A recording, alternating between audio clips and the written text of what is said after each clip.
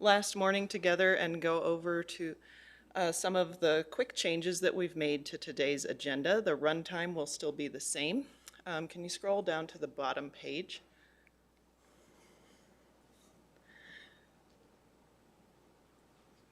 Yeah, like all the way down. Keep going down to, yep, right there, that stuff. There we go. Thank you. So we made a quick couple of changes within the agenda. Not a lot different, however. We're going to be starting with an overview of the revised breakout activities for day 3. And we will do that for approximately the next half an hour or so. We got a little bit of a late start, so we might go spill past that 8:30 mark. Then we will do our breakouts. Part 1, we will explore the scenario space. We will come back for a coffee break at 9:45. We will resume breakouts at roughly 10:15, thinking about the design and development process. And again, our team is going to tell you more about what those breakout activities entail. At 11:30, we'll do some reporting out. We'll have some broad discussion at 12:15 and some closing remarks at approximately 1 p.m. So that is the general plan for today. One other note, I did print out the RTD Skyride schedule. Those have a few copies laying out in the lobby if anybody needs to consult them. I believe Simone is also going to put out a sheet for anybody that wants to organize their carpooling or rideshare to the airport. Other remarks, Michael's going to make a few remarks just to kind of put the new activities into context. I do want to remind folks about the participant code of conduct. I realize we're all very passionate about our work, but if we can keep those ideas respectful and constructive, that would be very much appreciated. Michael?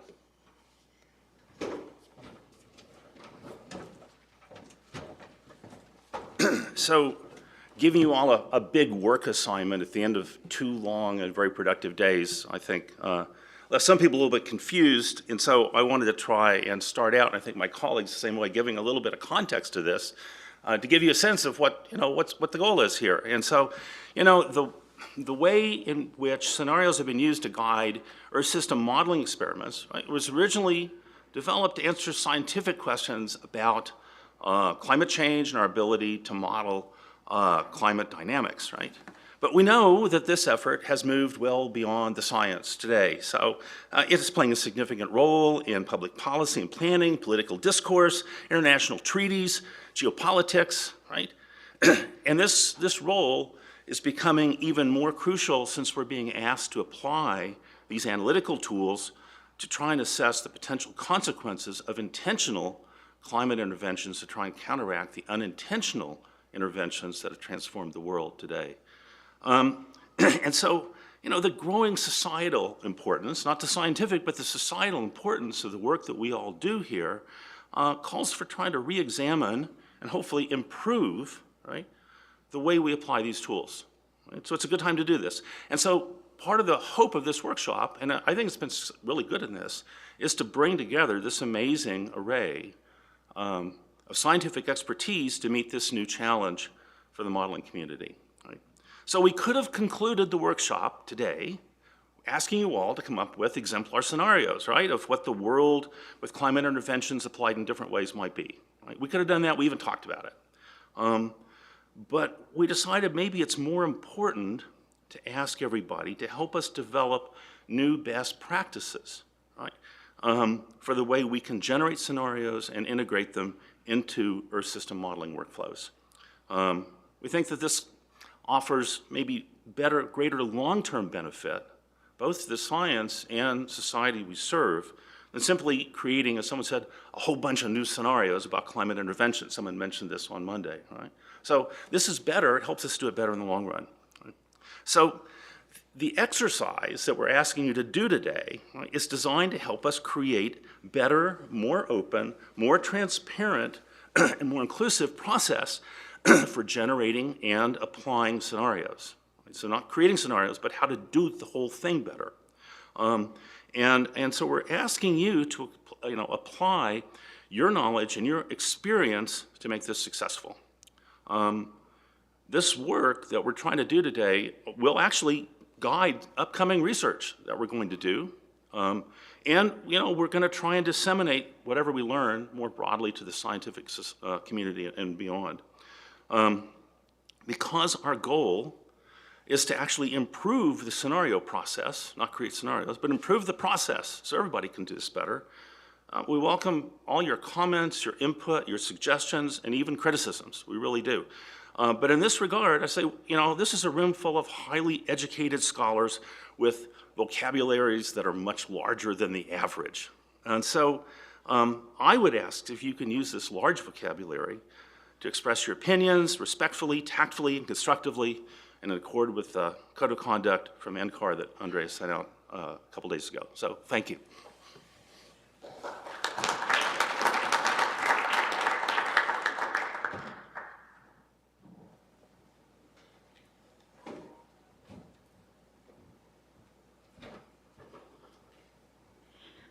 All right, so I'll kick off kind of giving an overview of the session, and if we could have the slides up.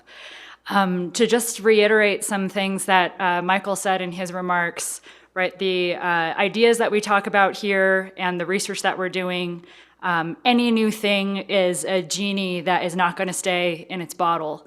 And so even though we might have certain target users in mind when we develop our scenarios, such as fellow scientists, these scenarios are going to make their way out beyond the scientific community, and they will influence how other people think about their activities or think about their policies, and then in turn what kind of world we have in the future. So bearing that in mind, that we might start off with designing for ourselves, but there are all kinds of other users of these scenarios that we also have to be cognizant of even at this very early stage. So could we go to the next slide, please? Thanks. So what we wanted to do with this workshop and how we had those first 2 days of day one, really going over a lot of information about the existing research that's out there to kind of give us all a shared informational baseline. But then day two, we spent, rather than jumping straight into scenarios, we spent some time thinking about who are the different publics, different users, whether there are target users or not, who are out there and might possibly engage with these scenarios.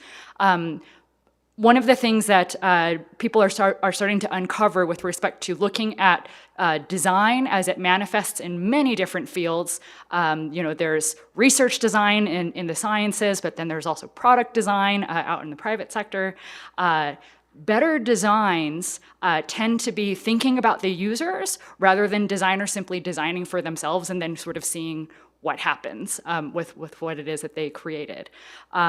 One of the frameworks that came up from discussion in some of the breakout groups and also through some of our activities yesterday where we were trying to think about the different kinds of users who may interface with these scenarios is this notion of a spiral model for creating or designing something. And so this particular schematic, it comes from a book about design thinking written by Carl T. Ulrich. And the first person who described this particular model, or at least who Ulrich cites as being very influential with this model, is actually a software engineer. So here I'm kind of like trying to translate that spiral model of design thinking into what are we doing, or what have we been doing over the past couple of days, and we're going to continue to do next. So what we are going to do is an exercise where to kind of get our hands around these different climate intervention scenarios, start getting into some specific examples of scenarios where you all are going to be fleshing some of those alternative scenarios out. So we've sort of had discussions already, and also a lot of you are already doing research where you know about a lot of the relevant pieces of different scenarios in your heads already. So there's probably some internal scoping of scenarios you've kind of done on your own, or maybe you're seeing colleagues here where you've already written about some of the scenarios. But what we will will be doing shortly in smaller groups is further scoping out some scenarios, and we're going to give you some kind of like skeletal or a skeleton to kind of build your particular scenario around. And you're going to explore a bit that particular scenario space where we give you like the very, very basic skeletal structure, and then you are going to sort of flesh something out around that. And so in your group for the first part of it, you will be developing a very low fidelity prototype of a kind of scenario that fits in one of these bins that we'll tell you a bit more about shortly. You're basically making that very first prototype where like the cumulative investment in the scenario is low, right? It's a little bit of a thought experiment. And then in part 2, you'll kind of be evaluating this scenario. If it were to be fleshed out further, what would be a more appropriate process rather than a bunch of us, scientists and specialists getting into a room behind kind of closed doors and doing this? If this scenario that you have explored, if it were to be developed further, if it were to go out into the world, what would be a better way to continue to develop this scenario? Basically think about if this scenario had legs, how could you perhaps give it a little bit of direction to be a useful scenario beyond the scientific community. So that's where, bearing in mind that like we kind of heard from the group, right, that maybe having this kind of style of scenario development might be beneficial, we're going to go ahead and try it out during today. So if we could go to the next slide, please. All right, so the last comment that I want to make is talking about low fidelity versus high fidelity scenarios. Also in that spiral model, when I said cumulative investment at this stage, because we're doing kind of like that very first prototype and doing a bit of a thought experiment, we are not imagining that the scenarios that you all come up with today are going to show up in an IPCC report, for instance. We are working with like the very basic, bricolage kind of very low fidelity prototype, which is shown on the left side of this slide. And this is an example of like how product design actually happens. Some of the earliest prototypes are things that are like conceptual and maybe even made out of just found materials. So that way, once again, we're trying to get a grapple, get a handle on the thing. If we did actually make this, what would it look like? How would it sit in your hand, et cetera, et cetera? And so this is where I'm hoping that by like showing you kind of a concrete example of what do we mean by the difference between low fidelity at an early stage of developing something versus at the end getting to that finished product, that high fidelity example of the scenario. We're not going to get to the high fidelity version today. So I also want to kind of leave room for both kinds of people who might be here kind of participating today. Some of you might be like really gung-ho about, I want to be identifying the seeds of something that's going to become the high fidelity scenario at some point. And that's great to have that sort of orientation towards this early stage of the thought experiment. But on the other hand, we might have some people that say, oh, this is like such, climate interventions, this is a super serious topic. We fool ourselves if we think that we are necessarily going to have the final version of this scenario today. Let's remember that we're working with something low fidelity. What's interesting about the design process is that even the early ideas, right, they both have, there's so much of a germ, right, that you can still change a lot of them before they kind of fully develop into the final version of whatever they're going to be. And so there are lots of opportunities for us thinking about that process and how to like really, design scenarios better going forward in general. But on the other hand, I also don't want people who are worried about, oh, did I just do a thought experiment and waste my time this morning? I want to try to like ask us both to kind of hold that we have two different kinds of people in the room, maybe in terms of how they're thinking about the scenarios today, and try to have space for both of those kinds of people while we are talking about these still low fidelity, early stage scenarios as part of an experiment in scenario development and scenario design. So I will now turn things over to Dale. Let me bring this up because Vanessa had a couple of things. So, and you'll see these poster boards and or the sheets up. So what we're doing is we're going to be breaking up into groups. And the way we're breaking up in groups is that based on the discussion yesterday, what we saw in the Padlet, the idea is we're going to, in a sense, place you in an imagined world that we're defining based along three different themes, three different axes or dimensions. And then within those, you're sort of imagining the world has moved in this direction, and you'll explore the possibility of a lot of the details and particular aspects, and that will be described by Tyler. But my job is to describe the dimensions and give you a feel. And this, you saw some of this yesterday. We're trying to clarify this a little bit more. The first dimension is the degree, and they're all sort of think in terms of how intervention and deployment are actually done or maybe not done. So it's a combination of governance and deployment, with also some influence on research. The first dimension is cooperative and uncooperative. And this is the degree to which you can imagine there's some sort of institutional framework. It might be the UN, part of the UN, it might be something different, but there's some structure for coordinated deployment of climate intervention at the global level. Now, so that's one thing, but it also has regional buy-in and everything. The second dimension along which we're thinking is the degree to which however the world structure is taking more proactive versus reactive.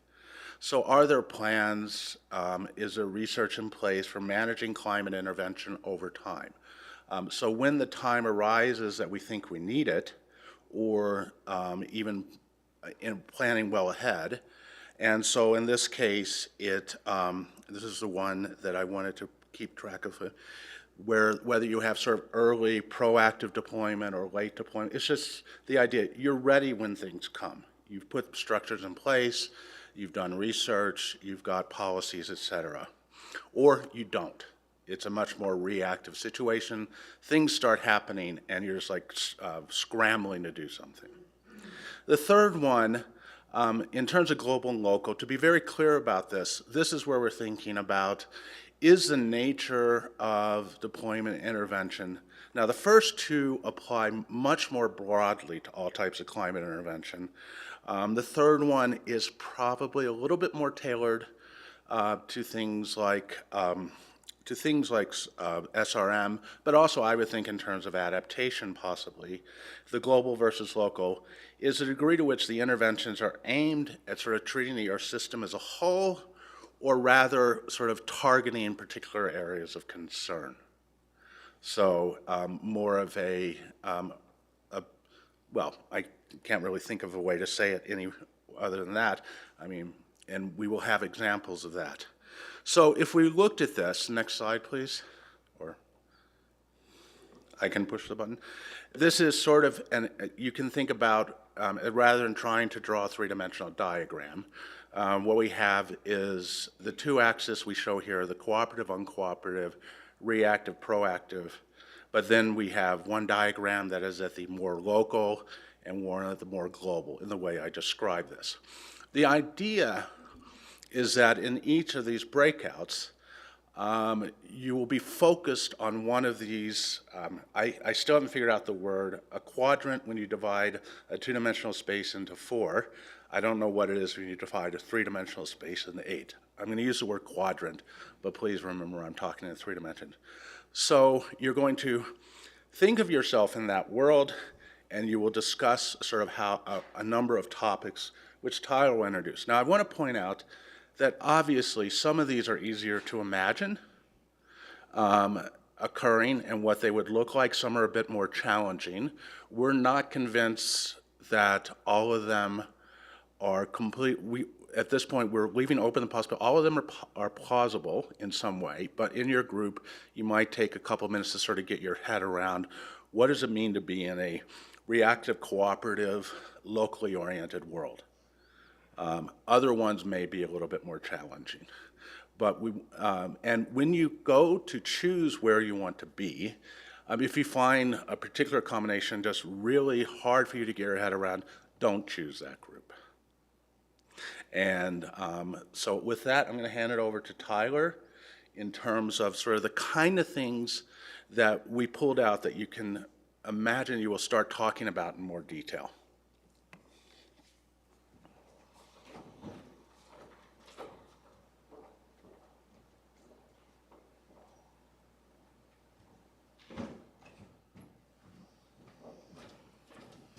Thanks, Dale.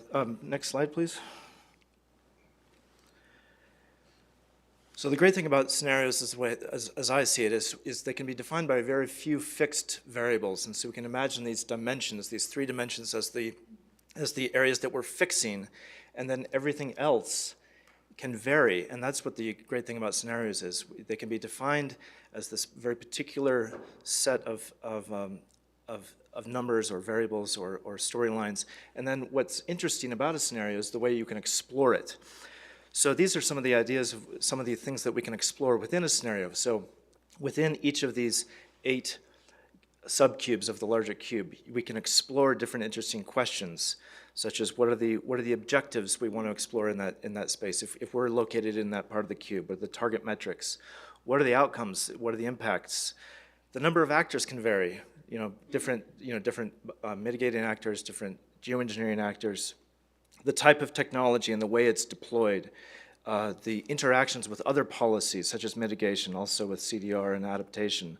What are the overall risks? What are the costs of a particular policy goal within that scenario space? Justice implications.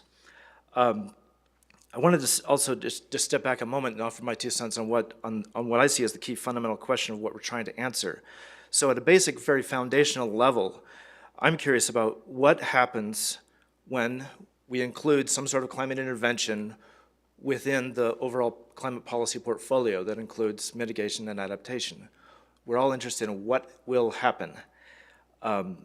What will the impact of that be, whether it's CDR or SRM, and how will it affect everything else? Well, the answer to those questions, it depends. It depends on the environment in which you insert this new set of policies, the background climatic and political conditions at the time of implementation. And it also depends on how we implement such intervention, how the future decision maker might choose to deploy it, both the policy goals they decide they're trying to achieve and how they're trying to achieve those goals with the intervention. So scenarios can help us answer some of these questions. Finally, one of the ways, we're not going to get into this and you're not going to be developing research questions, but one of the purposes of scenarios is to have a framework for answering research questions. And within your scenario space, you could think in a later stage of development, later stage of developing the scenario, what are the research questions I want to answer within this particular space that I'm located in? For instance, you could do an impact assessment. What are the temperature outcomes, the impacts, the risks, and costs of a scenario in this particular space? You could do a comparative assessment.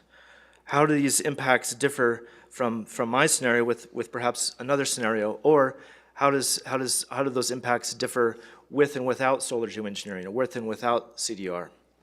You could do a target-based analysis, a goal-based.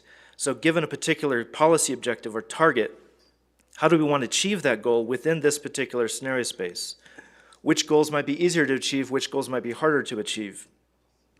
You could do a cost-effectiveness analysis. What's the cheapest way to achieve those goals, given that you've already chosen the goal? What are the key uncertainties? You could do a deployment optimization. What's the best way to achieve those goals with particular design specifications of your SRM approach or your CDR approach? Finally, you could do a social and political analysis. What are the governance and institutional needs within the scenario space to achieve those goals? Or what is the likelihood of governance arising within this particular space? And then finally, how are other policies affected? Again, within your particular scenario space, if you insert your climate intervention, how are other policies affected? So there's a wide range of research questions that could be answered, and that's not to develop those research questions, but just to think of them as one of the purposes of scenarios.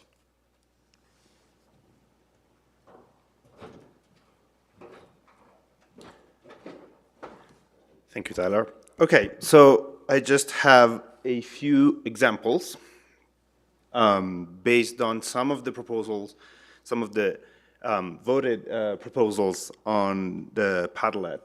And these are based really on some concrete example of locating where we are on this three-dimensional space that Dale talked about, right? And so I have two that are very different. The first one is a cooperative, proactive, and global scenario. And again, the point here is just to try to imagine yourself in such a world. And in particular here, we have the suggestion that came from Claudia of, it might be that humanity soon finds quick SRM desirable, maybe because of some tipping points or perceived tipping points are close to be reached or some severe impacts. How can we prepare for this? How can a testing ramp-up scheme, including off-ramps, be constructed in advance? What scientific insight is needed, and how to organize governance of the ramp-up? So really, the question here is, in this particular subset of the space, of the three-dimensional space, what are the things we should discuss? How should we prepare? How would the world prepare for such a scenario? And again, how can we identify, what targets this global cooperative climate intervention would have?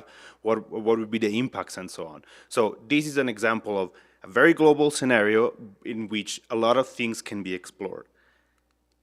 And then we have kind of the opposite one. So we have a very local, maybe uncooperative and reactive scenario. So for instance, what would happen if we have a scenario where there's an emergency deployment of some form of SRM in response to climate tipping points? So for instance, a loss of summer Arctic sea ice. So there's a region or set of regions being alarmed by a relative sudden loss of Arctic sea ice, so there's a blue sea event in the summer, and this motivates an emergency deployment of high-latitude SAI or other Arctic-focused strategy against the wishes maybe of some other country. And I say there's the note about other deployments of some SRM methods, and for instance, there have been proposals like Leslie Field said, maybe one could discuss a localized ice brightening of some forms via some sort of albedo modification. And how would that would look very different compared to high latitude SAI in terms of how to engage with local community. The potential, there's a very different level of governance, permissions, funding, also for small scale research. And so these are the things that perhaps could be explored into a local, reactive, and maybe uncooperative scenario. And again, once you loosely define your framework for your scenario, really the idea is, how would you build such a scenario? Okay, Monica.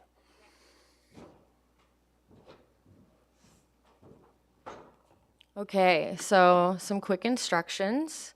What you're going to do right now is, if there's any clarifying questions that you would like answered, we are going to direct those to the panel. If there are no clarifying questions, you can take about 5 minutes to think about the frame or the scenario space, the options of which are all on these big, excessively big Post-it notes that we have up on the walls, which ones you would like to explore, okay? You are going to move yourself to that physical location, okay, as we bring your moderator, instructions, and then the sheets that you are meant to document your exploration on to you, and then you will go with your moderator to the room, okay? The first part, which runs from about 8:30 to 9:45, you will engage in the exploration of that space, taking into consideration certain elements within that space, such as the ones that Tyler gestured towards. However, this is not an exhaustive list, and if there are other things that your group would like to explore, you are more than welcome to do that, okay? There will be a coffee break that will be initiated at 9:45, and it'll go till 10:15. At 10:15, you'll resume your breakout session conversations, but here, rather than focusing on the exploration of the scenario space itself, you'll turn to thinking about what the process for design and development might look like. And Vanessa gestured towards some of those questions that you might consider related to the assumption that we want these scenarios to be usable by a variety of different research and community partners. So think about who those people might be, how we might need to include them, what the overall process might look like, and where along that timeline we might need to engage those people and how, okay? And you're meant to kind of just document, if you will, these thought experiments about how we can think about not only filling in a interdisciplinary manner these scenario spaces, but also how, if we're doing that, we might also need to shift our practices or our research processes to accommodate aims like usability and have interdisciplinarity in these conversations. Okay? Oh, looks like we have a couple of clarifying questions. I have a question about the online folks, so they can hear that. But Yes. I don't know if you want to do that right now or take these questions first. So I'm going to take the in-person questions first, so the panel can address anything that needs clarification. Then I will go ahead and engage quickly with the online folk to let them know that they have a slightly different thing that they need to do, because we can't accommodate 8 possible breakout groups for online.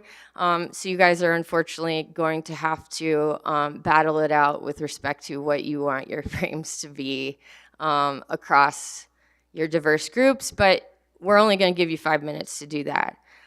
So have your perspectives and your argument you'd like to make to the group in hand. Okay. Thanks. We'll go to the in-room questions now.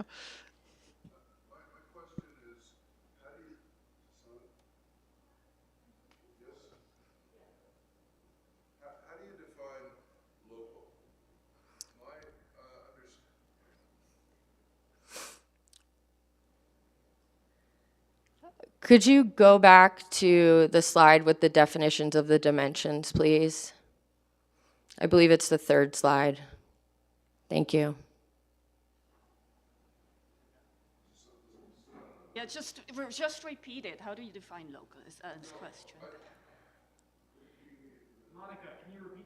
So Alan's question, I believe, is how we're defining local. And Alan, before we engage in a conversation about how we've chosen to define these various dimensions, in an email I sent out and in the instruction sheet, we have accepted these assumptions and these definitions so that we can move towards having a conversation about how we might fill in these scenario spaces and what the process might look like. If you want to provide alternative suggestions to how we are defining these various dimensions or terms, we've actually produced a Google Sheet for you to do that so that we don't distract from what the current activity is and what the goals of those activities are.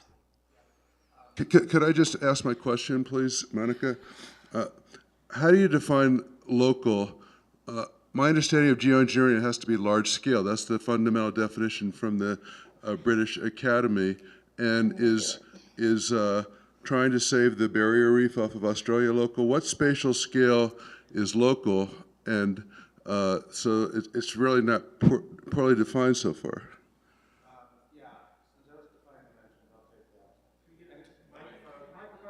Turn it on. The light is on. All right, I'll bring it closer to myself. First of all, that is probably one of the most challenging of the 3. So the best example I can give you is exactly what you said in terms of, is the approach you take, we'll do a little thing to focus on the barrier reef, we'll do a little thing to focus on the Arctic, we'll do a little, this is the sort of strategy and deployment. It doesn't mean that the effects are going to stay local. It's just that the approach and the objectives are more local, as opposed to a blanketing of the stratosphere, and I'm going to say across the lower and middle latitudes in both hemispheres, which is more of a, we're trying to reduce the whole world's temperature down. So that's the best way that I can explain. I cannot give you very specific how many degrees by degrees that we're defining local, but the basic idea is that is your primary approach to sort of treat the world as a whole, or is it to target very specific areas? And it's a collection of more local or regional actions. Now, there's no reason why when you get to your group, and this is irrespective if you're local or you're global, but in the local cooperative, you would want to coordinate all those things, but it wouldn't necessarily include this sort of overall approach. I mean, overall, one large attempt. Is painting my driveway white big enough? I mean, Yes, but ineffective. which is part of the things that you would be discussing. All right, so Alan, asking different regions in the world to say, everybody in Australia paint your driveway white because we think that'll help save the barrier reef, would be local. Yes. For you personally, as an individual painting your driveway white, that's hyper-local. Thanks.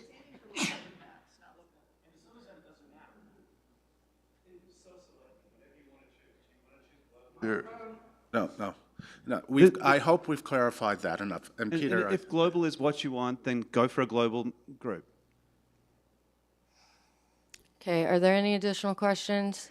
It's more a technical question. So we have 8 groups, but what is the minimum size we want to reach? Because if we do have 20 for one group, we decided, I think I just want to make sure we Yeah. agree, that we will then divide, say, Yes. if everybody wants the local, reactive, and cooperative, for example, we will have 3 of those groups. And then Yes. we just put the breakout group names to that. So no worry, where you go, don't worry. What you want to do, it's fine. right? Well, no, go where you want, go to the space for the topic you want to do.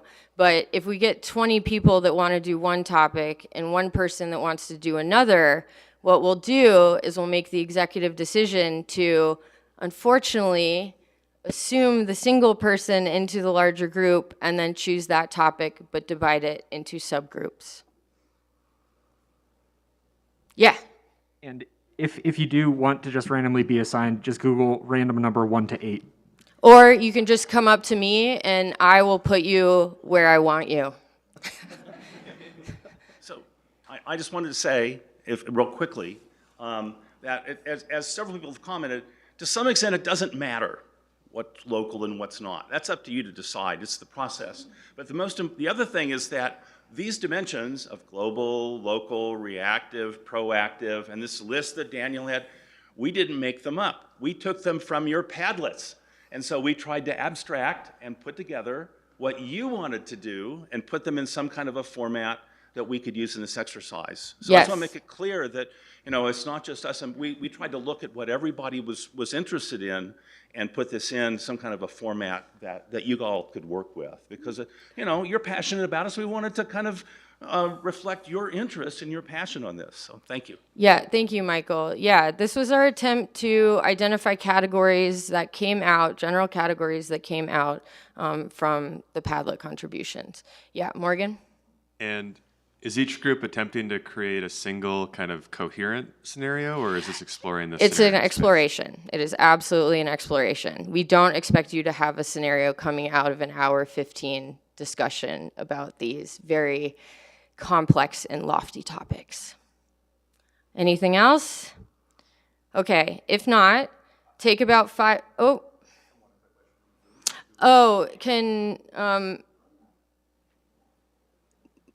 Can whoever has a question on Zoom unmute, and then we can address your question?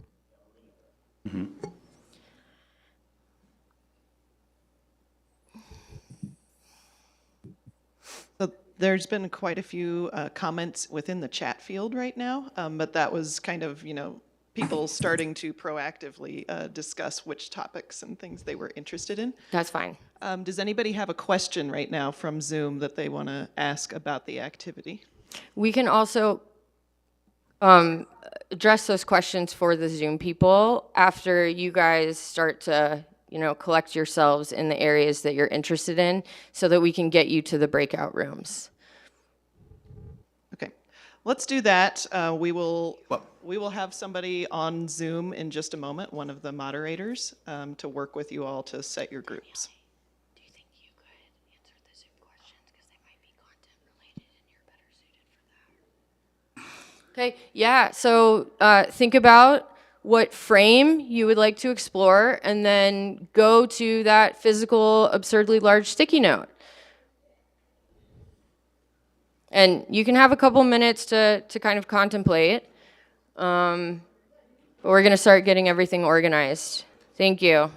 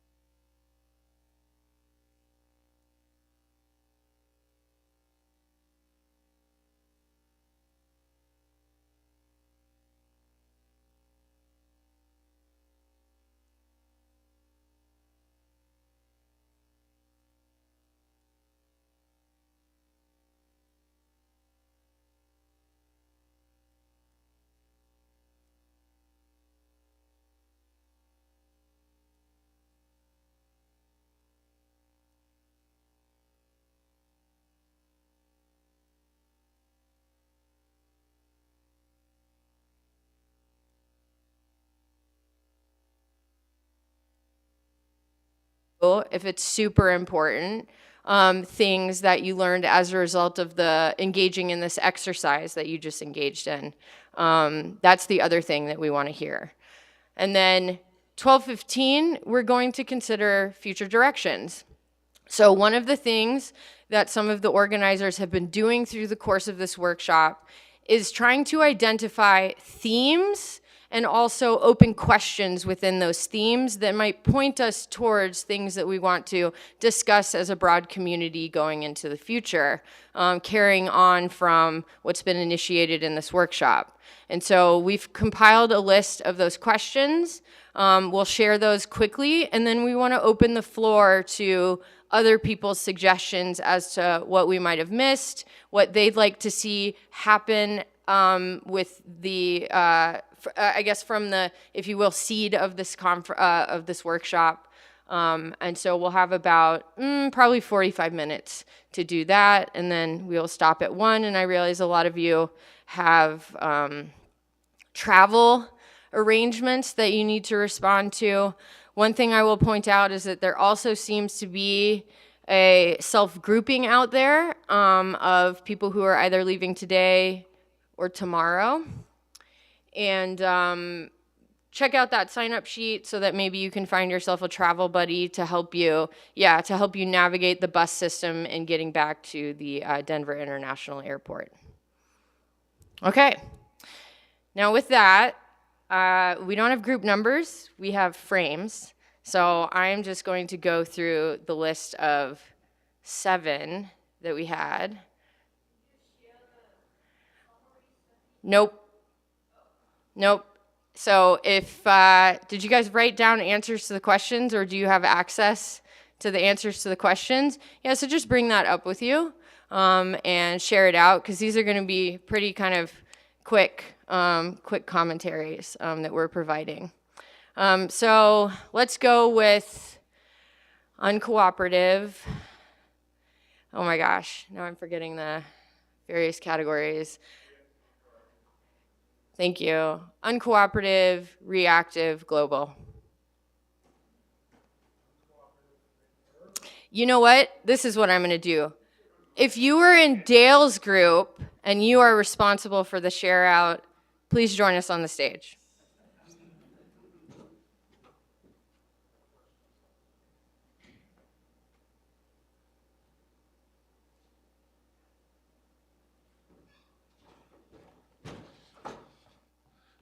I fear you'd be tired of hearing from me by now. Okay, trying to answer the questions that you asked, or that were asked. An interesting thing that came out of the conceptual creation is that there is actually a wide range of possibilities within our space, and I think it's probably true for any other spaces, which required a bit more fleshing out of the dimensions. And just as one quick example, under reactive, we sort of felt we needed to define it as it has to have some sort of lack of preparation in terms of research or planning. There has to be some trigger that affects either reality or perception, and this could be physical or political, and that the type of trigger matters in terms of things like degree of reversibility, immediate impact, i.e. catastrophe, and a distribution of impact. And we had similar things for the other 2 dimensions. We did come up with a few skeletal ones, which I won't mention, to help us guide the next part of the discussion. And what was really important about the process in our mind, in terms of, because it says here engaged during the breakout session, we originally thought about going forward, but we just stuck to the breakout session, is we did spend a little time throwing things and doing some basic brainstorming and very, shall we say, uncritical so open brainstorming, and this idea of there are no bad ideas. And we're trying to be very good among ourselves of anybody who started to criticize or sort of just shut down, and we made sure that didn't happen. And we thought that was very important and helped us to do our work.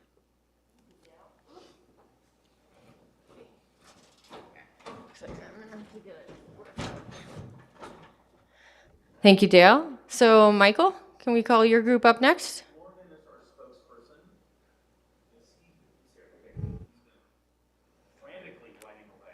Thank you. All right, lots of fun notes.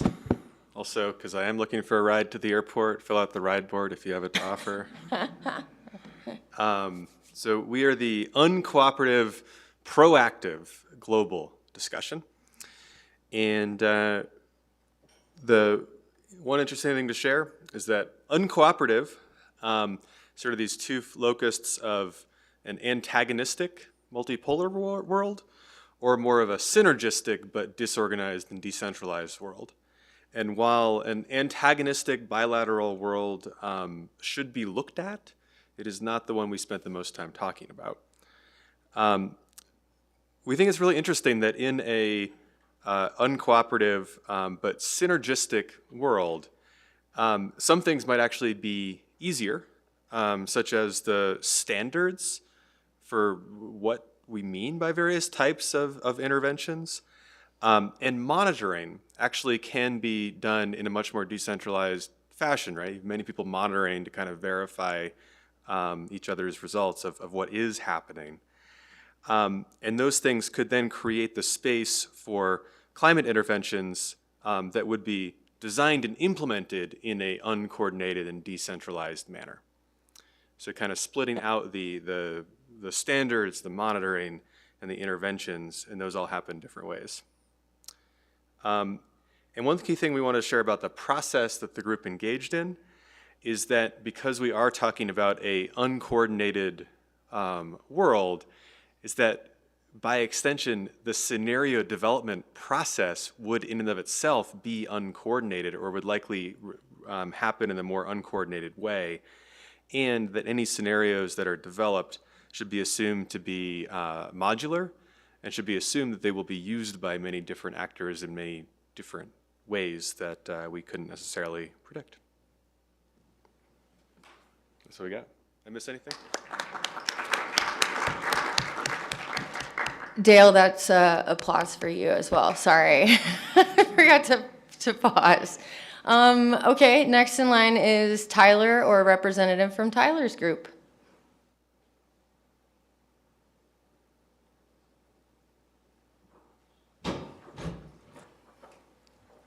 Thanks. We were actually two groups. We were both the cooperative, proactive local group as well as the uncooperative, proactive local group. We spent a lot of time on Australian Marine Club brightening as an idea, and I want to thank our group members for such a great discussion. Briefly, one interesting thing that came out of our exploration of the scenario space, this might have been just for me, but for others in the group, a new appreciation for the truly global effects of a local intervention. We went around this idea many times. And then also briefly, one thing we would like to share about the process. The beginning of a conversation is always difficult. Communication itself is a process, and it's important to not give up in order to find common ground. We had a lot of discussion and growing understanding throughout both sessions between people from different disciplines and how we approach research questions differently. That's it. Thank you, Tyler. Okay, Anton, your group is up next. And we have Walker, yes.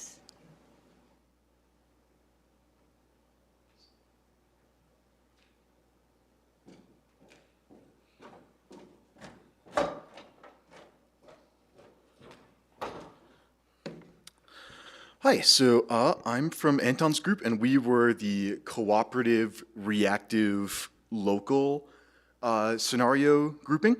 And so our sort of major realization that came out of our process was that in order for this section of the scenario space to even exist, that is a scenario where there is some kind of localized catastrophe that is being reactively responded to, but that's happening in a cooperative way.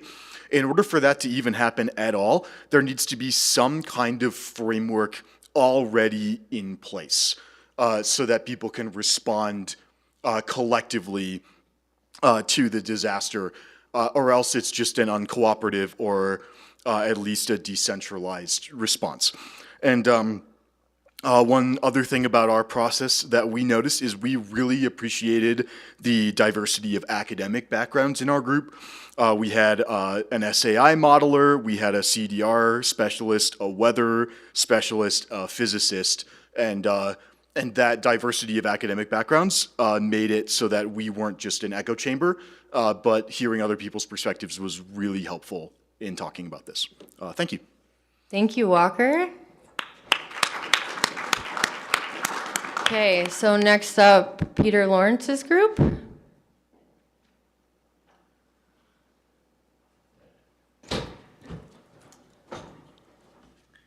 Okay, so we were the Cooperative Reactive Global Group. And one of the key sort of things that came out of our discussion was how do you actually define something as being reactive? And how do you define what is cooperative at a global scale? And one of the things about the reactive nature of the scenarios was, well, what would be the component, what would be the thing that would happen within this scenario that would make it a reactive scenario? And one of them was like the lack of monitoring, the ability to tell whether things were going as expected, such that you would have failures of proactive interventions to achieve climate targets, or unexpected ecosystem and societal tipping points were met. So how would you respond to these things that weren't expected within the scenario? The lack of technological readiness through the scenario, and the lag times between when you could actually do an action and when you would get an effective climate response out of it. And finally, the unexpected consequences. And then we were looking at the global cooperative element. We're trying to work out whether this was like, is it the cooperation that is global, or is it the actions that were global? So such that like you could have a whole group of smaller local or regional activities being coordinated to have a global outcome, or would it be that you do something that is cooperatively like just happening a global thing, such as stratospheric aerosol injections? The idea also that there's a whole spectrum of what global cooperation could be, from like say legally binding UN bodies with teeth, going all the way through to like international bodies that had, such as the Gates Foundation or the MacArthur Foundation, looking at doing coordinated exercises globally. In terms of what did you learn? Was that that together we were trying to work out whether we wanted normative or explorative scenarios, and that was sort of a really interesting sort of question, because it was really dependent on whether you are looking to say, oh, can we achieve something, or do we want to look at a larger space and try and understand the uncertainties in that space? And what was really nice is having that formal structure. Like, we really enjoyed the interactions between the group. Being able to write things up on the whiteboard and have it organized into spaces worked out really well. So, yep, that's it. Thank you, Peter. Okay, next up we have Simone.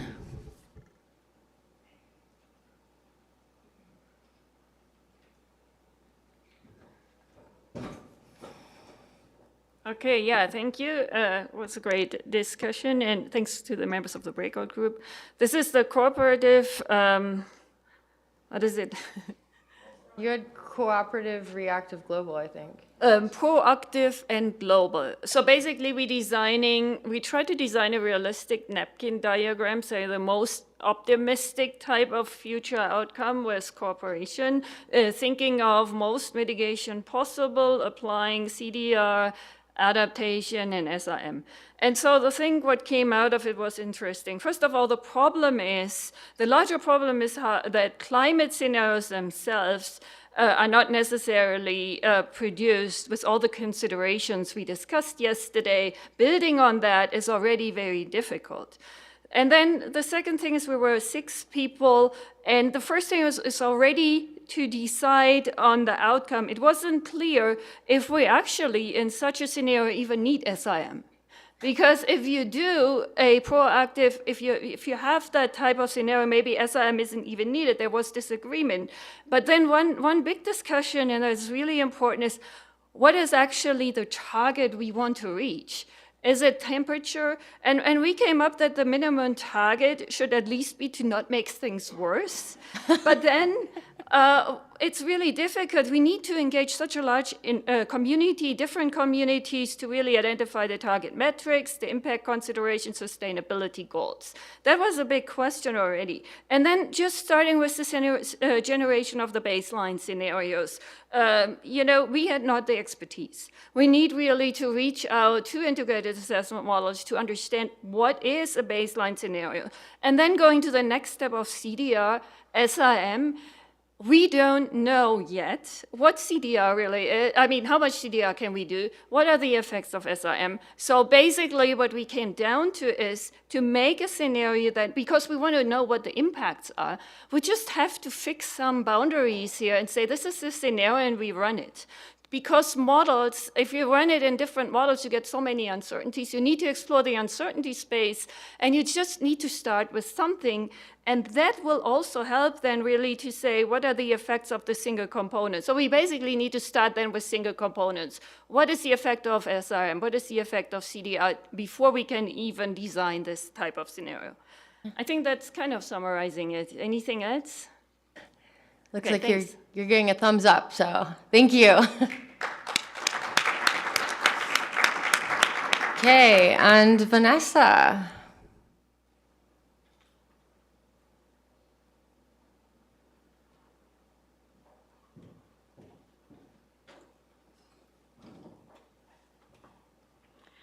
Hi, so I was the moderator for the uncooperative, proactive local group.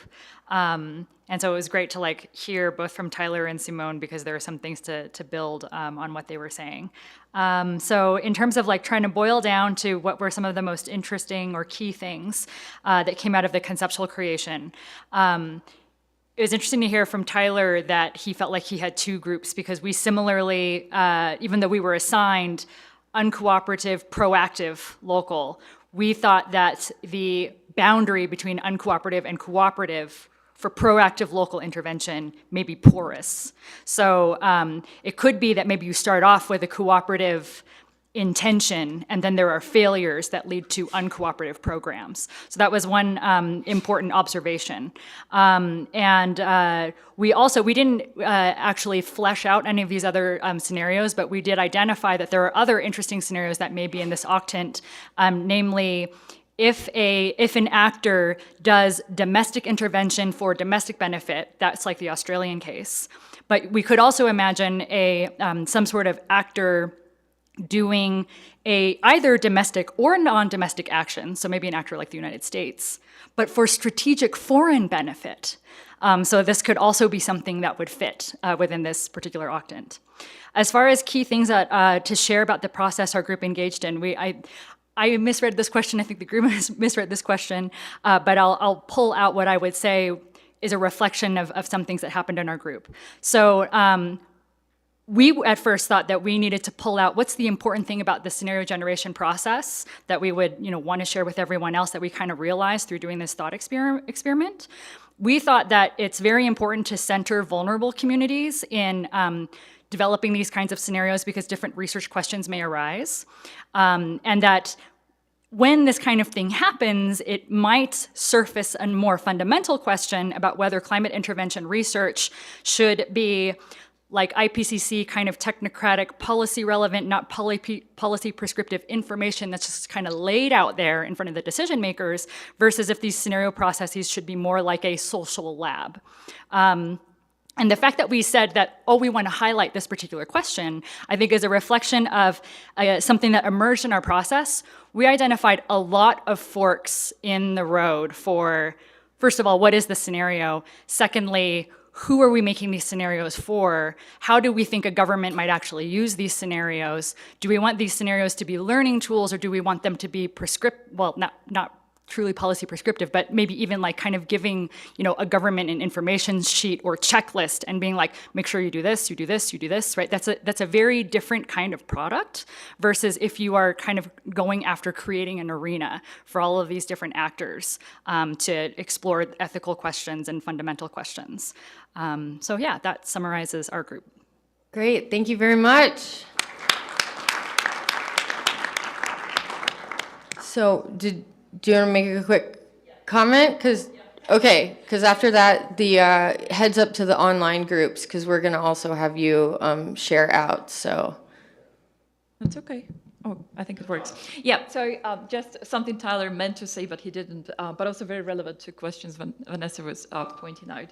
First of all, Vanessa, we didn't feel like we have non-cooperative and cooperative. That was actually we represent two groups. And a lot of time is spent on conversations what cooperative means.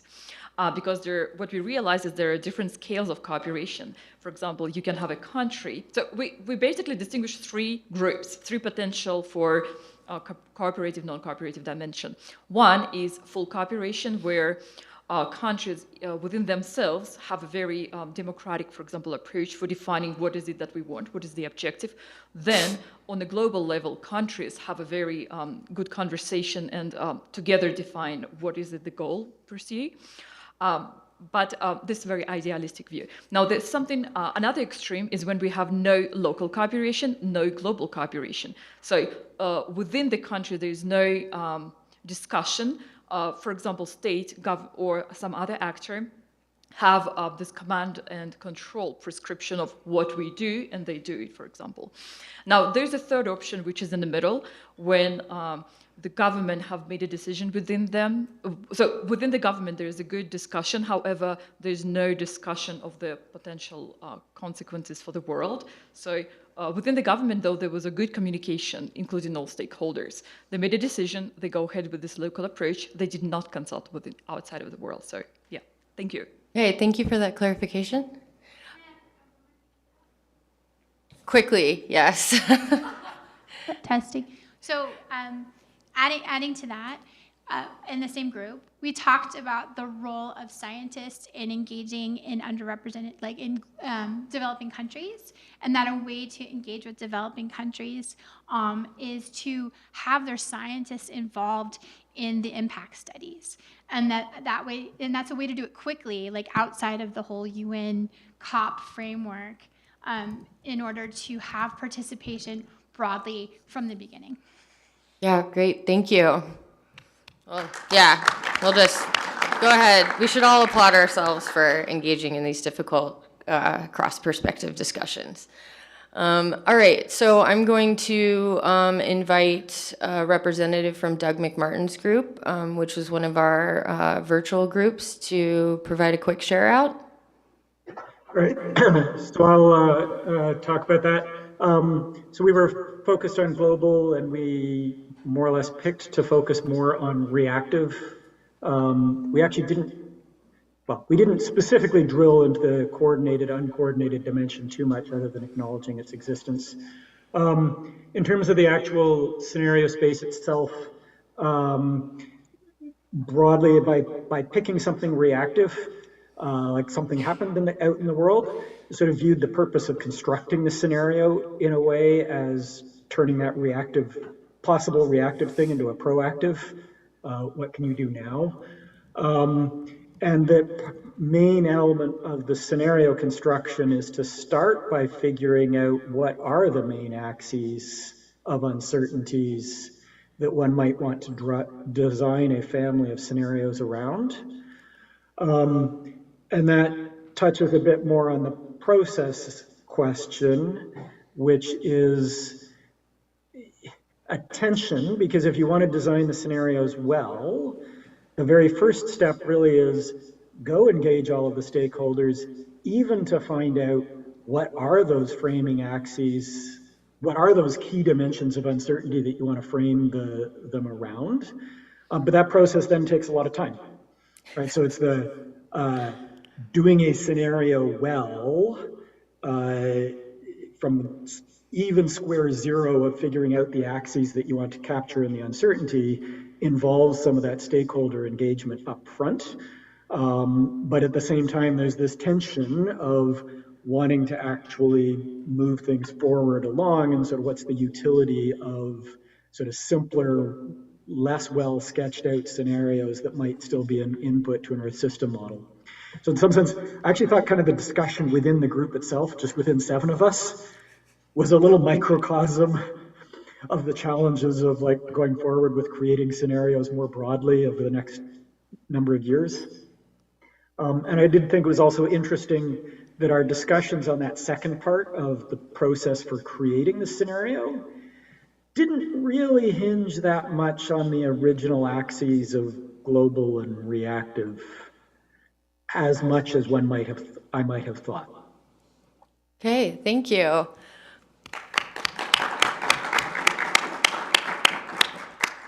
And of course, Okay, anyone else feel free to clarify after the last group is gone. yes, yes. So Leslie Fields group is the, yep, there we go. Yeah, I'm going to report on Leslie's group. Thanks, Leslie. Well, it's complicated among this group of experts, and we were all basically out of our comfort zones, but I think that's what made this a really fascinating discussion. We were assigned local, and we narrowed it down to mostly uncoordinated reactive. Because we thought that most local climate interventions would be a reaction to a disaster occurred in the past and targeted to preventing possibly that disaster. But you might also think that local uncoordinated climate interferences could be embedded in something global and coordinated. That could be a funding framework, for example. Now, that local intervention could have local, regional, or global consequences. We identified a challenge to the climate modelers here because we don't feel that local action is really represented yet, and also the impacts, the teleconnections are really represented yet sufficiently enough. What is local? Local is probably a scale of a city, a large company, up to possibly a nation state. You could think of, cities painting everything white, Greenland going forward with stratospheric aerosol injection just by itself. India, tampering with the upwelling at its coast. And we chose the example from yesterday, the Bangladesh case with the flooding where that person had to move 8 or 10 times his house. And we identified there lots of issues with these local uncoordinated actions. There might be trade-offs. I mean, some people want to manage the water cycle positively, others negatively. So there might be different interests in that between localities. There are transboundary conflicts with your neighbors. There's an interaction with other local initiatives. Just think of, brightening the glaciers in the Himalaya, interfering with cloud seeding over China, and tempering with the upwelling, and then with the monsoon regime in India. So that would be an interesting constellation. But really, this is not happening right now because everything that we have, that Leslie basically has been doing is at a very small scale. Showstoppers for these local initiatives are mostly funding and permissions issues. So what did we take home from this discussion is probably that local uncoordinated climate whatever, I'm losing the eyes here, are competitive things. They are dueling geoengineering prospects. And these competitions can be productive. My greener city is greener than your greener city. And they can be destructive. They can perpetuate inequalities. They can have the negative consequence of one place having a climate action that is then counteracted in a different place. So in the end, we came up with the idea that likely we would need some sort of arbitration, and therefore, some sort of coordination in the end to resolve those disputes.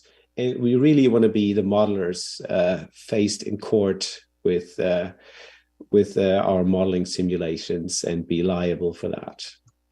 I think that wraps it up. Thanks. Thank you, Carsten.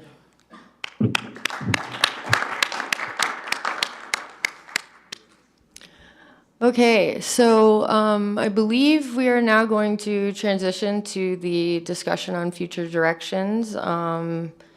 Yeah, so sorry, I've been doing that this entire workshop. I would like to invite some of the other organizers up here to help facilitate the discussion, please. And I will just quickly go through some of the questions that we identified as things that came up throughout the course of discussions in the report outs. And then we will turn it over to the participants. I'm moving so you guys can have that spot. It's okay, we don't need all of them. We managed not to have anyone die by the end of the... Yeah, you're close to the microphone. Yeah, you guys can talk through this. I'm gonna turn this mic off here. Turn your mic off. There we go. Give me 1 second to transfer the file. I think I forgot to put it up there. No worries. We can take a stretch break. I'm glad I'm not the only one doing that this time.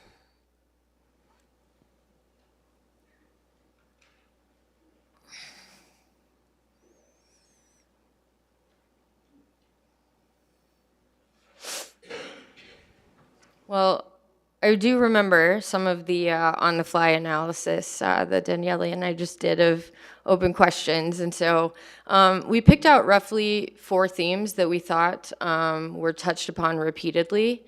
The first one is centered around concerns of how to enable and think about convergence and collaboration within this space, especially when there's so much distribution of expertise and also distribution of people who have information that would need to be involved in the process of generating outputs that are considered usable. Oh, there we go. Sweet. So you can go to the next slide. Around community convergence, we identified, I think, 4 main questions, although again, this is not exhaustive. This is just our perspective on kind of open questions that came up repeatedly in the discussions. The first one is kind of the pragmatics of actually developing connections for both kind of heavy interdisciplinary, transdisciplinary work, which is one of the presumed ways in which kind of this field of study maybe ought to go. And then also community involvement in the process, because one of the things that came up several times, and this leads into the second question, is that presumably the entire world is stakeholders when we're talking about this area of research. And so that presents considerable challenges for the question of stakeholder community partner involvement in these research processes. So how ought we go about doing that? And one possibility is to think about sampling a wide diversity of interests and priorities.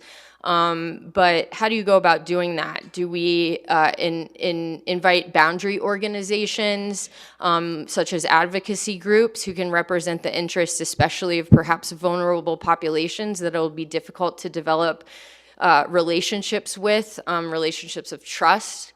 Or are there other routes that we could possibly explore?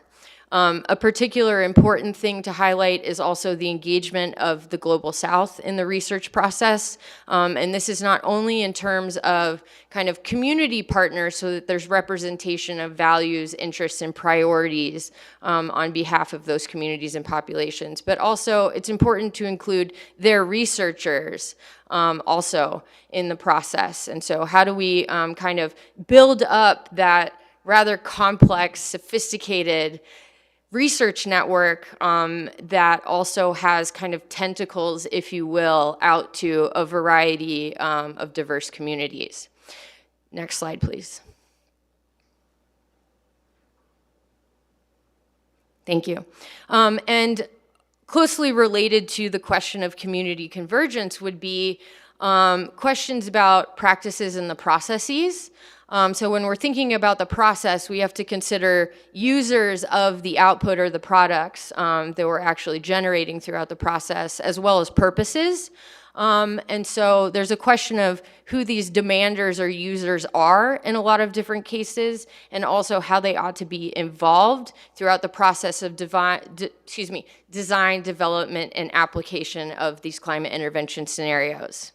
A really important one is kind of also what kind of communication tools are we missing when describing our processes and their outcomes. And I think this is not only the need to kind of mediate across academic or epistemic perspectives. Sorry, I try not to throw that word out. Knowledge perspectives, my bad. Across knowledge perspectives, but also how do we do that across the boundaries of scientific research and broader society and public? And what kind of experts can we appeal to help us to actually manage those boundaries, whether they're internal boundaries within the sciences or the academic intellectuals that are working on the project, or boundaries that are actually much further apart. Also, and this is one thing that I came out repeatedly, and if Marina's online, this touches upon a couple comments that she made about the need to develop, and also questions of how you even go about doing this across such a wide variety of perspectives and people engaged in these conversations, a shared language and a unified understanding of the conceptual frameworks that we're adopting for discussing these various things. Because we need to have effective communication across communities. We need to bring kind of up from the foundations with which we're coming at this problem, the assumptions that we bring with us, and have discussions about those and these conceptual frameworks, which are often things that don't come to the forefront of the conversation. And we need to do this in an effective manner and see whether it's possible to even go about generating some kind of unified way of understanding these things to enable effective and fruitful conversation and collaboration.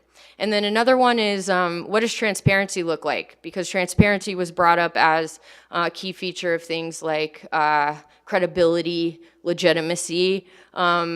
That can involve things like the possibility of having open documentation processes, open sharing of scenarios, the generation process. What might this look like, and how can we implement some kind of standardized protocol if that's the route in which we would maybe want to go? Okay, next slide. I'll go a little faster, sorry. So this relates back to what we were talking about with shared language, but specifically unified definition of a scenario. Should we have that? And what might that definition be within that space? What processes do we need to have in place to critically reflect on the scenarios that we develop? And how are we going to define success in this space with respect to scenarios? And so that comes down to defining success and failure of strategies themselves, and also questions of how do we get at that definition, how do we get at that set of necessary and sufficient criteria for making those evaluations, who needs to be involved in the decision process related to that. And then also lastly, what set of monitoring tools would be necessary so that we can actually engage in those evaluations and determine the success and failure of the climate intervention strategies. And last slide. This has to do with models. And there's a question of how we go about integrating across modeling communities, but also how we go about integrating the models and the modeling frameworks themselves, because one of the things that we need to recognize is that a lot of the models that are being used or brought into this space have a long-standing history of development, which they were purposed for other things. There's special development protocols. There's a lot of structural inconsistencies and various other things that need to be accounted for. And so integration across the modeling frameworks, not only the communities, is an especially challenging problem. So how can we start to investigate ways to do that and to develop practices by which we can actually start to explore integration across models that are representing the various complex systems that we need to understand the interactions between. how do we better understand conflicts between things like salience and credibility? And this is especially important in the context of looking at climate interventions and a GCM and ESM framework, global climate model, and Earth system model framework. And I think this touches upon something that Doug brought up and that also I've heard echoed, I believe, by Sarah Doherty the other day, that we need to have things that are well thought out, that are relevant. We need to have things that are credible, but we also can't spend all the time thinking about how to develop the process and then implement it. We actually have to do the activities and engage in the practices. So how do we strike a balance between making things relevant and having credibility with respect to the scenarios, but also kind of, get on the road and start doing things? And then lastly, and Mary Ty brought this up, and we had a conversation about it, but temperature is one thing to consider, but there's possible other targets or other things that we need to be evaluating within this space. And there's a question of how do we translate to presumably those metrics or those features of the system that people care about that are at this very kind of, that are at the spatial scale of local human experience, especially when we're applying these scenarios in the context of Earth system models that do not yet carry the resolution capabilities that might be necessary in order for us to effectively assess those impacts. Okay, that's it.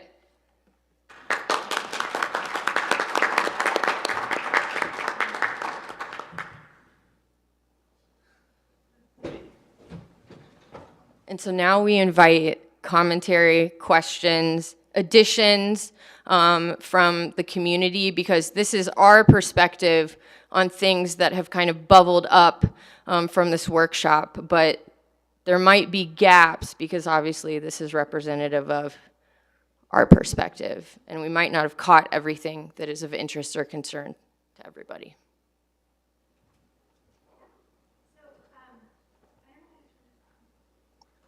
Marina has a question or comment online. Oh gosh, excuse me. One thing that came up in our conversation was thinking about ethicists and religious groups, and also people who are really against climate intervention, and the importance of bringing them into the process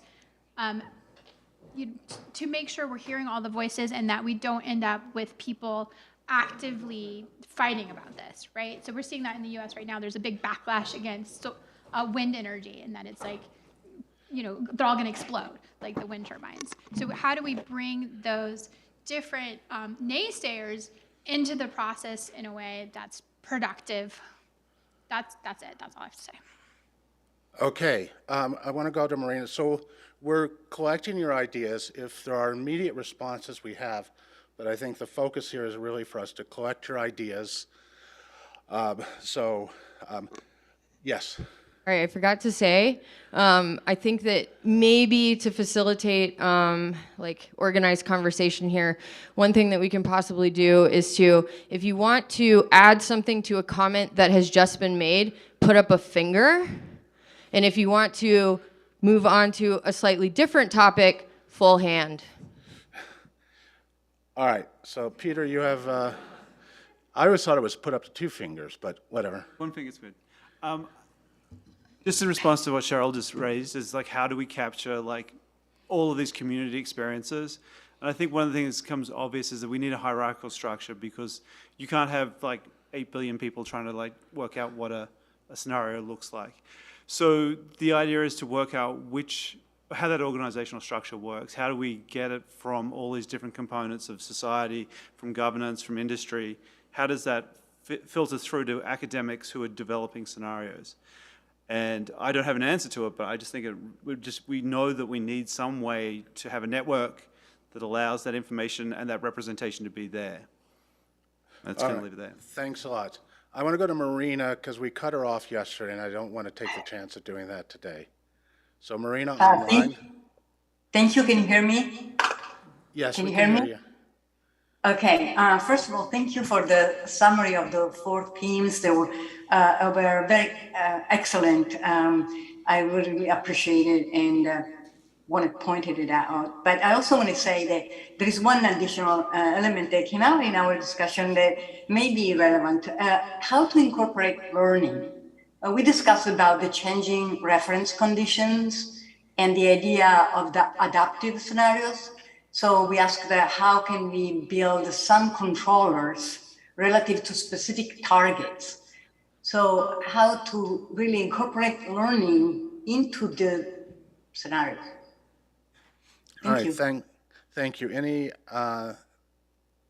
no, I see no one fingers up. Maria, you had I saw your hand up. And then Andrea, let me know afterwards if there's anybody online. Maria?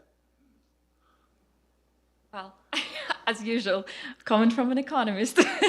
I would love to just highlight the importance of having economics because I felt that it was not enough. And I think it needs to be more than one economist. Why I'm saying that? Because something that unites us other than climate is trade, which gives certain incentives. And so, for example, marine crowd brightening, if Australia would understand impacts locally, but they should also take into account the connections they have through the trade, which gives them an incentive to cooperate or non-cooperate with certain actors, other actors in the world. They supply wine to the world, and to what countries do they do, and to what extent does it contribute to their own economy? And I think experts that look at trade connections and supply chain is something you've heard a lot about during COVID, and I think that is, from my perspective, but again, I'm biased because of my discipline, but I think supply chain and trade are extremely important factors, and I would hope to have that captured well in scenarios. Thank you. All right, thank you. Do we have just any one-finger comments? I'm going to start with Michael and then Peter. Yeah, so I'm actually responding to Marina. All right, respond to Marina. So, so the ability to represent learning in modeling is pretty well known, right? But you have to have a modeling structure that enables actors to exist that can learn. And so there's different kinds of learning that you can represent, and I think it's really important because people do learn. Sometimes they don't, but sometimes they do learn, and they learn in different ways. They can learn by copying others. They can change how they make decisions when they get more information. And so I think it's going to be, if we're trying to understand the impacts of climate interventions, this is actually a dynamic. And so we need to be able to represent these dynamics in some way. And that's what learning implies. It's something that changes over time. And so I agree with Marina. I think it's important. I don't think there's any standardized way to do this, but it's important to think about trying to do this because we're looking at an adaptive dynamics situation. People talk about that in order to make this work, we may have to have people doing interventions for a century or 1.5 centuries. That's a long time. Now, for someone like me, a historical scientist, that's only a century, right? Only a century. But for most people, that's multiple generations. And so how do we pass that knowledge on is going to be important. All right, Peter, and then I'll go to Andrea for the online, because Peter had one finger. And this is in response to Maria and the economists in the room. And I think it's really essential we do have economists represented, especially considering the economic damages, everything else that we're talking about. But what I was going to reflect back is the integrated assessment models are economic models at their heart. And so that has been the dominance of scenario generation to this point. Do you see that we need to better engage with integrated assessment modelers, or do you think that we have to go beyond integrated assessment modelers and look at economics and economists from a more of the whole discipline? Yeah, just very quickly, Maria. So I'm also integrated assessment modeler, and I can say that I don't think we do, at least, so okay, I'm a cost-benefit analysis integrated assessment modeler that ignores big part of trading. And we look at globally efficient policies. So I do not want to speak for the cost-effective or the models that are detailed process. To what extent do they have trade? I think it's limited And the question is, for our purpose, to what extent those limitations are crucial. And they are a lot of trade related to energy supply, but there is other questions too. And I think my guess is that it may not be enough for our purpose. So we may need to enhance integrated assessment models to account for agricultural trade connections as a basic food production, not energy trade, but not energy connection, but also trade in agriculture, for example. All right. Yeah. All right. So, Andrea, you had online. Yeah, Eric Ward, if you still had a question and you wanted to unmute, could you share with us?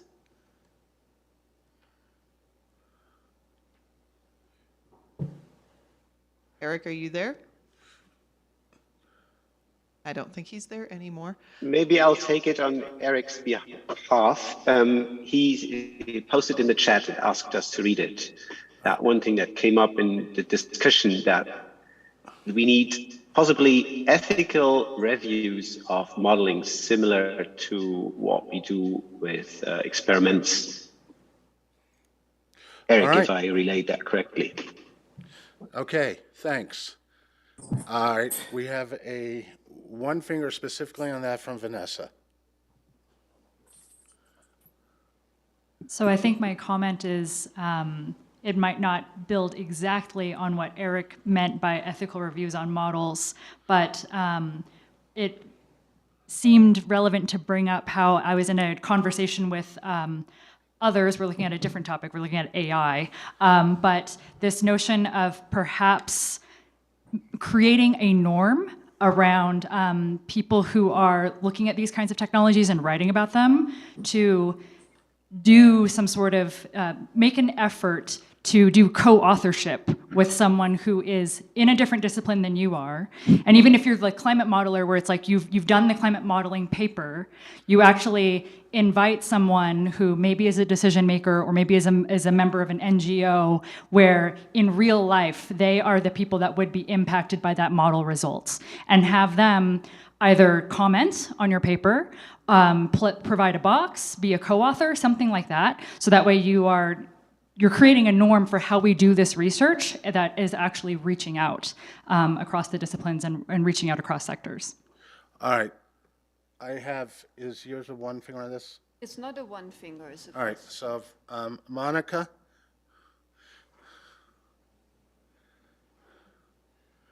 Okay, so I just want to add to that, because this is a really interesting feature that actually I don't think has bubbled up, but is related to the research I do. And I think one of the things that we oftentimes consider is kind of the explicit uncertainties within our modeling frameworks.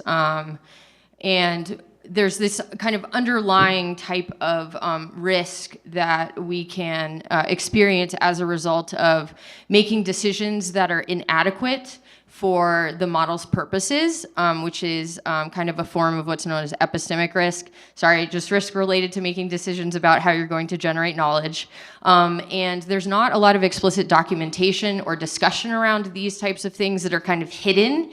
And I think that in the general framework of using Earth system models to investigate adaptation, resilience, or even climate intervention questions, there needs to be more attention paid to explicitly kind of making known the assumptions, the way representational decisions are being made, so that there can be a more thorough evaluation of the epistemic risks that one might be engaged in when using that model to answer certain questions.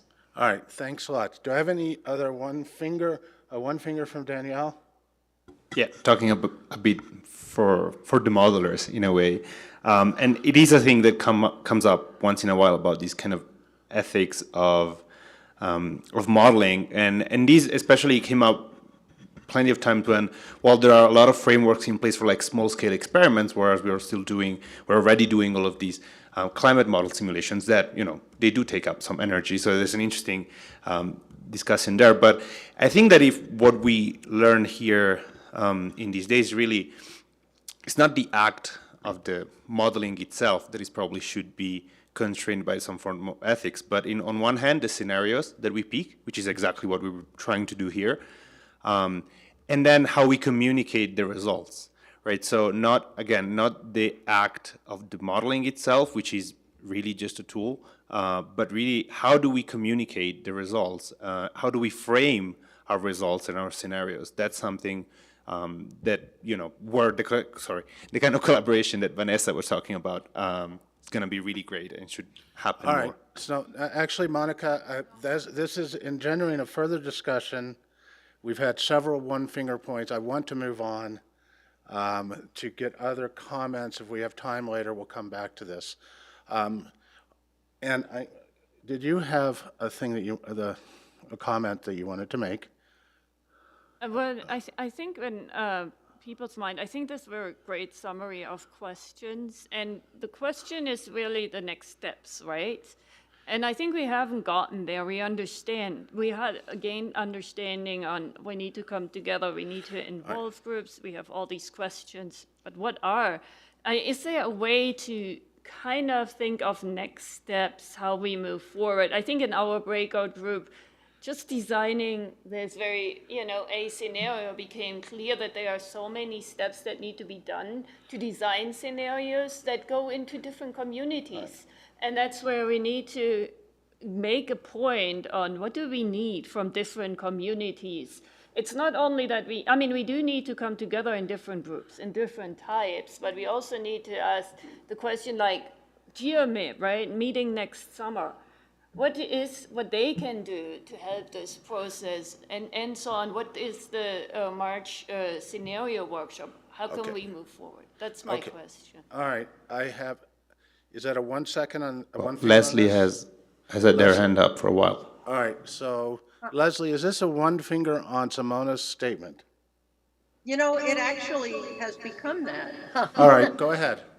Yeah, the point I've been wanting to make for a few minutes here is that the conversations here were complex, interdisciplinary, really thought-provoking, absolutely wonderful. And I think in order to have impact, we need to be able to also involve more of the world. And I happen to be involved in other organizations trying to do similar considerations. So for instance, just in our own US backyard, the AGU has a panel on climate intervention, ethics, and timelines basically, that they're trying to prepare things for presentation to our administration, which is, perhaps thinking about trying to help climate matters. There are international organizations as well. I'm wondering if anybody in this group, perhaps, especially convening this group, wants to have participation in doing as much outreach as possible to these other groups. Some of them are really effective. Some that I've been in for a bit are less so, but international, but they're very important to these conversations. And of course, let's reach out to the indigenous groups. I think ARCUS is one of the better organizations. Arctic Research Council of the US involves a lot of indigenous voices as well. Arctic Circle Assembly does.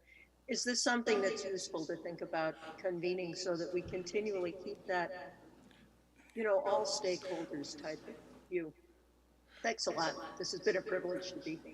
Yeah, thanks. All right, I have Monica, but also had, I can't remember, did you have a one finger on this that or you still want to make your comment? Who are you? Go after Monica. Oh, Michael. Yeah, come on.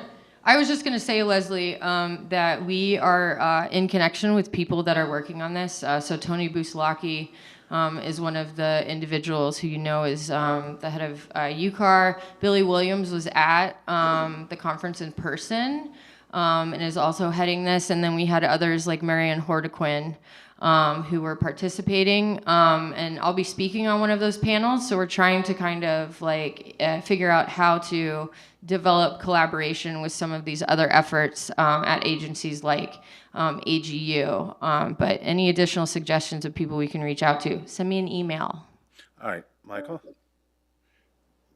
So to, I guess, go one level back up to Simone's original question, I think maybe as a community here, we should decide if we want to go more on two tracks. Do we want to have a faster track that'll actually inform modeling and things in the next couple of years and have a longer term, more complex process? Or do we want to kind of cede the near term to other actors and only focus on the longer term, really focusing on doing it right, new best practices, et cetera?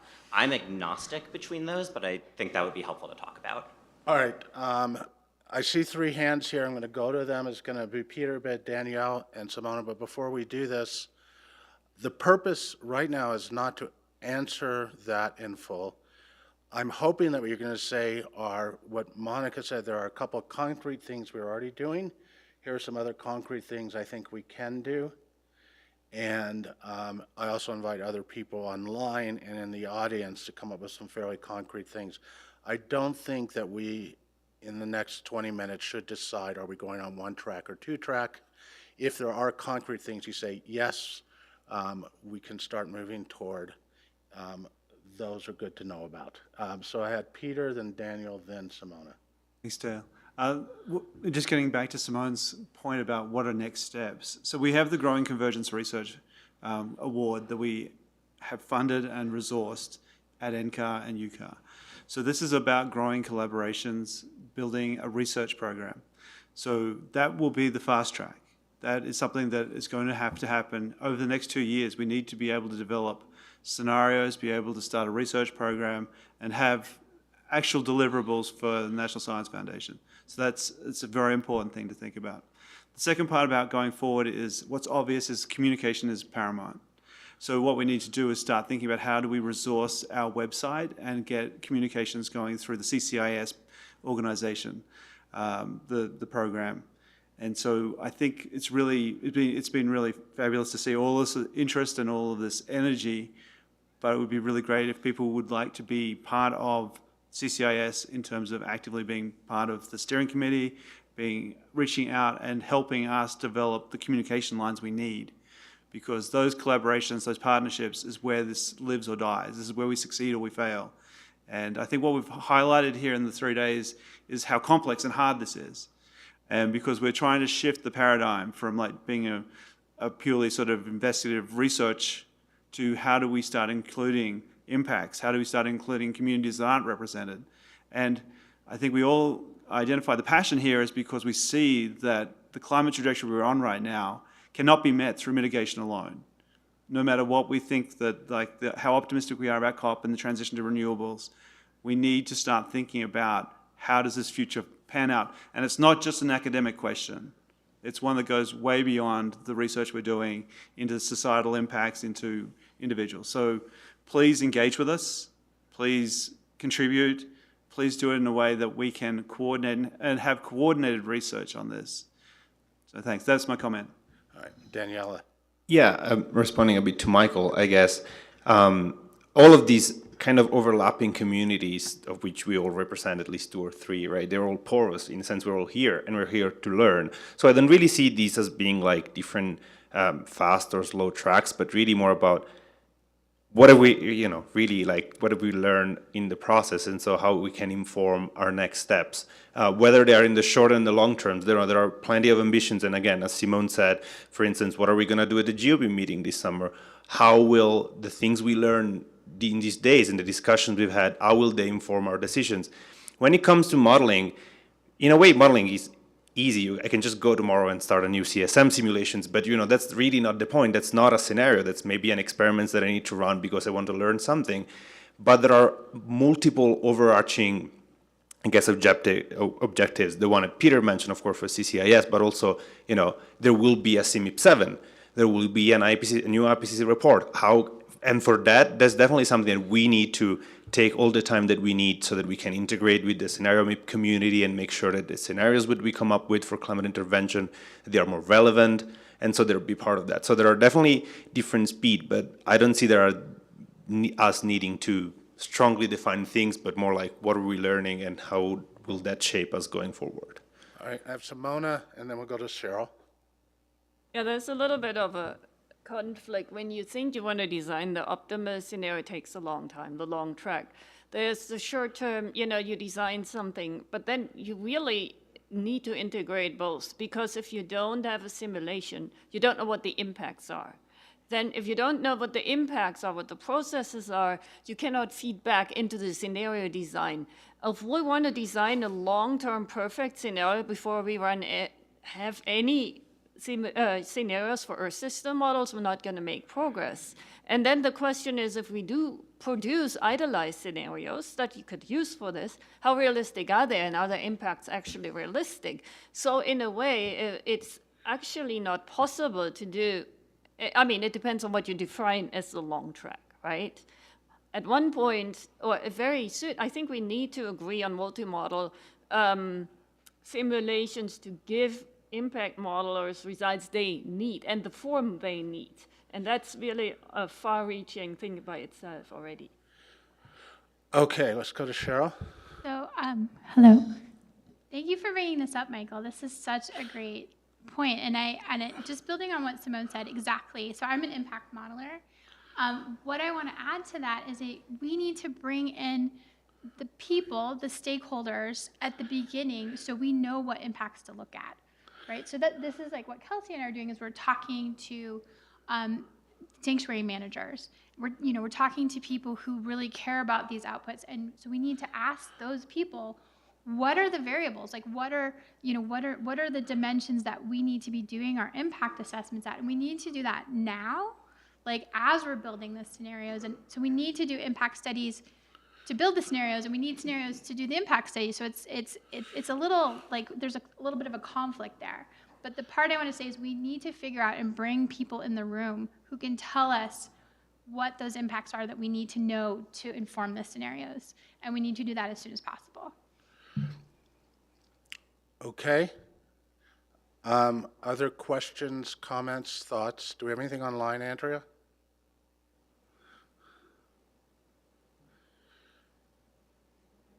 All right, we don't have anything. So I'll stick to my, Peter. One of the nice things about this meeting is doing exactly what Cheryl said, is we're trying to bring people in. But what is really nice is realizing that we're not unique in terms of what we're trying to do here. Like the Genie project that's being done in Europe really demonstrates that this is a shared objective across research groups. So we're one representation of that, trying to bring together climate interventions from carbon dioxide and solar radiation modification, and trying to put it into the impacts framework, trying to put it into the mitigation framework, putting it into the adaptation framework. So I think while there is conflict and there is obviously tension within this audience about where the directions are going, I see reflection from other groups that this is actually really important that we go down this pathway towards integrating our knowledge and our understanding of the Earth system as we go towards climate-safe futures, being able to give guidance. So just leave it there. But I agree completely, we need to, and that's why day one wasn't an academic or pure research perspective. We wanted impact assessment. We wanted a plurality of ideas about who is the community, who are people who have not previously been included in this community. Yeah, quickly. So I just want to say for all of the people who don't feel central in the room, who are not part of the in-group of modelers, we need you. So I want the students and the people who are here in your networks, please bring them in, and we want your input and your work. We need all of us to work together. So I just want to really, please help. Okay, Monica. I was actually going to say that's a nice note to end on, but we have some practical things to announce before we adjourn. I'm going to take the prerogative to raise my one finger and make a comment because a little bit of this indirection, I think it is very useful in the short term for us to discuss what are interesting simulations for modelers to run. I hesitate to ever use, we're not waiting around for perfect scenarios. No one is ever talking about that. And your point about we need you is in fact, we need to be very careful about not letting the models drive what we're doing with the scenarios. We had this point made a couple of days ago, and in our group, we talked about the fact that actually, and this does take a little time, but it actually requires the people who are not the modelers in terms of broader and complex scenarios to flesh out a bit in more detail overall what is the story, the general story, and then to say what kind of modeling and what particular simulations do we need to have run to help us flesh out the details of what we're laying out in the story. So we can sort of have some foresight as to the nature of different simulations that will be interesting, but in the context of developing scenarios that are going to be usable and useful for a lot of people, we need to be careful about going into a situation where we say, here are some interesting simulations to run, and then letting those results be the primary driver of the scenario. The models are tools. The models are tools that help us explain in more detail, to point to places where we didn't quite, they provide us information that we can't get otherwise. They point out inconsistencies in our thinking, and they add a layer of richness and detail. But I'm just a little bit concerned that we need to be careful about sort of rushing to say, we have to tell GeoMIP which scenarios to run. We can say, these are the simulations that look interesting, and I know that they will want some of these things, but that is not the same thing as sort of developing rich scenarios, and we don't want to get locked in by that. Yes? Just to keep in mind that we are already running GeoMIP scenarios and other scenarios that are currently be used for what you don't want it to be used. So it is important to improve those scenarios. And that's where I see it is important to get a prototype scenario earlier than later to GeoMIP, that you don't have interpretations that are coming, and especially out of only one model, right? People making conclusion, this is what geoengineering does, based on one model, based on a specific scenario. That's where the danger is right now. So it's not like it will happen, it's already happening. All right, I'm going to leave that. I'm going to let Danielle have the last statement, and then I'm going to hand it over for final conclusions. I would say yes to what Simon says, but in a way, GeoMIP does not tell the modelers what to run. The modelers have to find it interesting, and in many cases, it has to be, so it's in a way more complicated than that, because there has to be interest, there is scientific interest, and of course, if the modelers feel like there's interest from their own countries, for instance, because the impacts are going to be important, that's important. So having scenarios that are relevant and that convince everyone that they merit to be simulated and then to be analyzed. Another one of the things that we've pointed out in multiple GeoMIP meetings, we have tons of data already, and sometimes we don't have the manpower, the person power to actually analyze that. It would be fantastic if we had 10 times the community, and that's what we also have to try to do, grow this community, because we need real power to get at the bottom of a lot of questions. All right, I'm handing it over to Andrea. Thanks, everybody.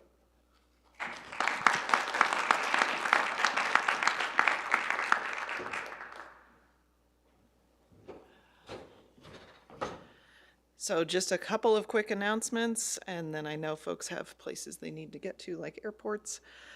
We do have all of the main sessions recorded on YouTube as well as in Zoom, and so we will link all of the recordings if you want to reference anything. We'll link those to our website. I'll share that out next week with also some other links, just so everybody can get back to those documents if there was anything you wanted to check there. In our folders, we also are posting several of the pictures that we've been taking during the event, if you have any use for those.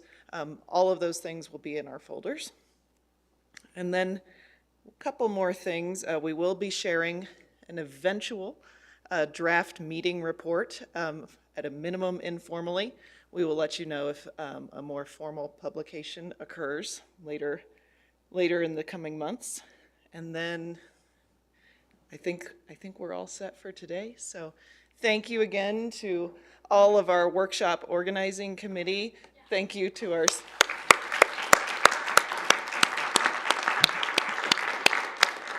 Thank you to our speakers who gave very engaging presentations, informative presentations. Thank you to all of the folks that helped us with group facilitation and moderation. And thank you again for everyone's participation and traveling here to be with us. I hope you all found it informative and it gave you a great opportunity to network and really kind of struggle with these complex topics and have useful outcomes that you can take back home with you. So that concludes the events for today. I do believe if anybody needs to check the transportation sheet, it is still out there. If we have any folks that do have a car that are heading to the airport, I think that's the side of the sheet that is missing the most data. So thanks again, everyone. Safe travels, and we hope to see you at some of the relevant AGU sessions next month.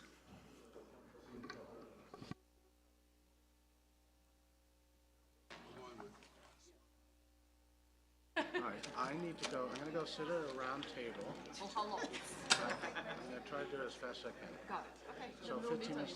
There's no lunch here? All right, so, yeah, come find me when you figure out. Thanks again, Karsten, for taking the hot seat. You think I'm okay? My one point. I completely agree. I completely agree. I forget who it was in the first day that said it's the scenarios that should drive the models all the way around. Yeah.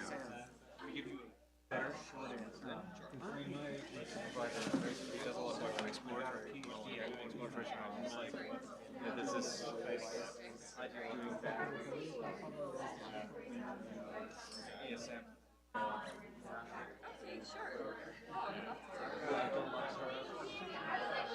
What time you want to go for?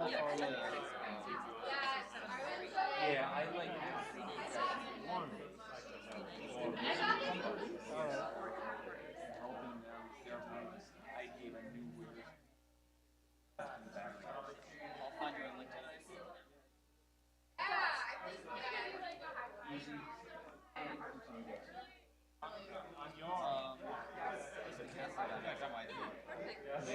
I used to do some blogging. You get a sense like of